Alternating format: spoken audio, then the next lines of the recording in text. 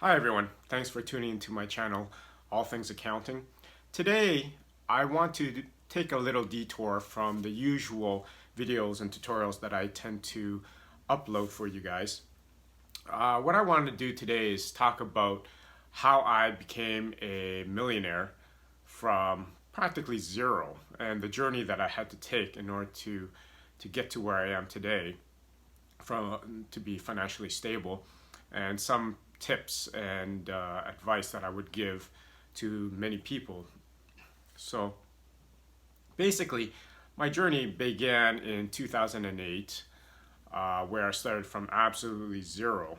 At that time, I was 30 years old and had gone through a bad breakup, and because of the circumstances, I had started from zero. So I was able to be fortunate enough to stay at my parents' place for several years. That gave me an opportunity to really work and save up um, for a down payment for a condo. Now, the condo that I was able to afford at that time was very small. It was actually a bachelor pad. It was about 436 square foot. So it's about the size of my living room right now. So there wasn't very much room at all to do pretty much anything. Um, Throughout the years, from that point, what I was able to do was I ended up selling that condo actually for a loss of about $10,000 in order to jump into the housing market and actually buy a real house. Um, at that time, it was actually in 2013 that I was able to be lucky enough to purchase a house in the Greater Toronto area for about $375,000, and that at that time was reasonable. Now it's impossible to find that. It was about 1,000 square foot home. It had a nice backyard, and myself and my wife lived there for 5 years or so, and then we decided to move, and we made a decision to move up north, away from the Greater Toronto area. And at that time, it was in 2019, we were very fortunate again, just like in Mississauga, when we jumped into the housing market to buy that bungalow after our condo. Shortly thereafter, the market price skyrocketed in the GTA. So much like that, when my wife and I decided to buy property up north, we were both very fortunate in that we were able to secure a nice sizable property, about 7.5 acres, and it has a river in the backyard. Um, and we were able to purchase this for about $317,000. And that, with the whole looking back of things, how the pandemic came about, which spurred on an increase in the market prices for real estate, especially as people from the GTA started to flock north. Again, we were very fortunate. So, uh, in one part, it was luck. Another part was to have the courage to take on risk.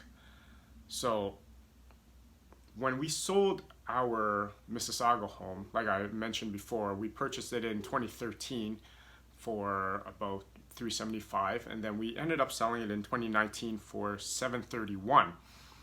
So that pretty much the proceeds from that sale wiped out any mortgage that we had outstanding, and the balance was able to pay off fully for this new property that we had.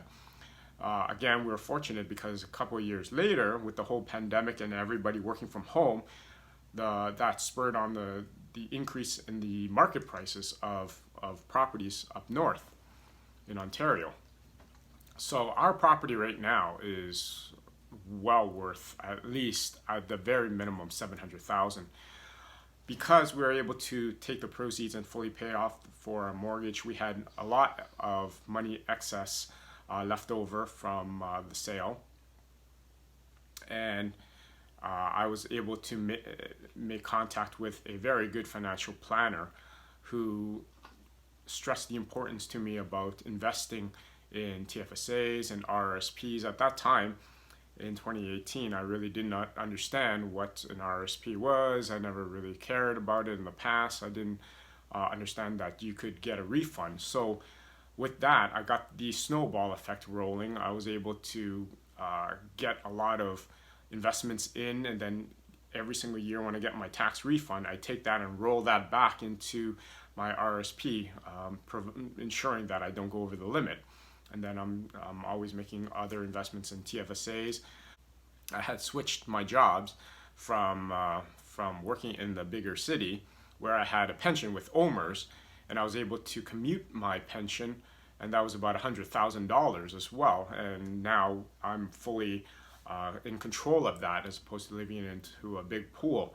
So looking on everything on an aggregate basis, my net value is over $1 million with the vehicles that I have, my property, with all of my investments. Again, it didn't come without any risk. There was a lot of risk. It turned out that it paid off. One of the biggest advice that I've seen that I can give from people I've seen in general and from close friends is that you really have to live within your means, and you have to live frugally. There's always a trade-off. I always say to people, if you want to enjoy life, be materialistic, surround yourself with the best materialistic things of vehicles, of clothing and so forth, and go out to dinner all the time without the income to match it. Well, if you're willing to sacrifice a good retirement plan and be able to retire early, then go ahead and do that. But for me, what I want to do is I had my aim to retire early. I want to be financially free, and that really spurred me on to keep my focus on constantly investing, rolling my tax refunds from my RSP investments back into RSP investments to get that snowball effect. Always living well within my means. I'm not by any means a materialistic person. I'm very happy with what I have. And another example of this is that because I don't have a mortgage, that allows me to really work and save a lot on the side. When I left the bigger city, I was earning quite a bit of money, well over $100,000 every year. But with life in the city comes with larger expenses. So there's always a trade-off there. When I moved up north, I quit my high-paying job. It was pretty high stress. So I've taken a job that pays much less, but is a lot less stressful, and it's one that I enjoy. Because I do not have a mortgage, because I was frugal in my spending, because I saved as much as I can, I'm able to actually afford to live up here very comfortably. Ultimately, my main message is that in order to really get ahead financially and not really drown in debt, just be careful with your budgeting. Make sure you come up with a budget, a written budget. Make sure you stick to that budget, regardless of the fact that sometimes it's very difficult to do so. But again, to me, I'm not a very materialistic person. I'm very content with what I have, and that is allowing me the opportunity to retire early. So that is how I became a millionaire over the past decade, starting from absolutely zero in 2008. If you have any questions or comments, please feel free to put them in the comments section. And I hope you found this little video to be informative and helpful. I hope you subscribe to my channel and hit that bell notification icon so that you'll always be up to date on my tutorials that I'll be posting, and click that like button. Until next time, take care.